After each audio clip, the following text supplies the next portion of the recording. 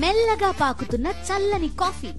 పూర్తి వివరాలకు చదవండి రేపటి సాక్షి దినపత్రిక. ఆసుపత్రి వద్ద నుంచి మరిన్ని వివరాలు మా ప్రతినిధి యుగంధర్ అందిస్తారు.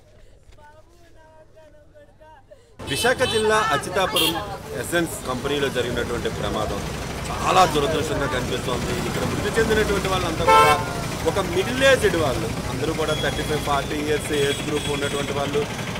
మొన్ననే పెళ్ళిళ్ళు అయ్యి ఇప్పుడిప్పుడే చిన్న పిల్లలతోటి కుటుంబాలు సెటిల్ అవుతున్నటువంటి కాలంలో ఈ ప్రమాదం జరిగింది. వీళ్ళంతా కూడాను పీజీలు చేశారు, ఒక ఉన్నత స్థానాల్లోని ఆ పరిశ్రమలో పనిచేస్తున్నటువంటి పరిస్థితి.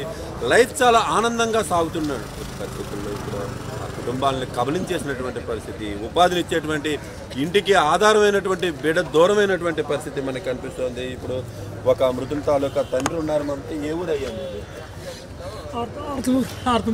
ఏం చదువుకున్నాడు? మీ బాబు పేరేంటి?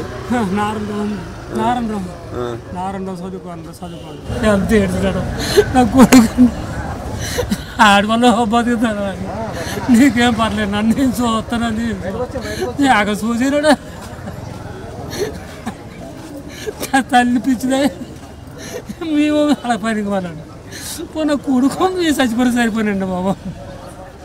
ఎందుకు ఉంచినాడు మమ్మల్ని, ఎందుకు ఉంచినాడు ఆ తండ్రి.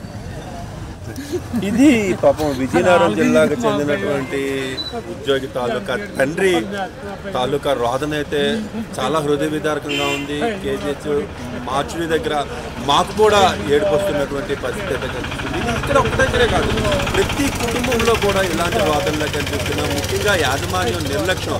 ప్రమాదం జరిగిన తర్వాత ఎవరు చనిపోయారు అనేది ఐడెంటిఫికేషన్. ప్రమాదం జరిగి దాదాపు 15-20 గంటలు కావస్తోంది.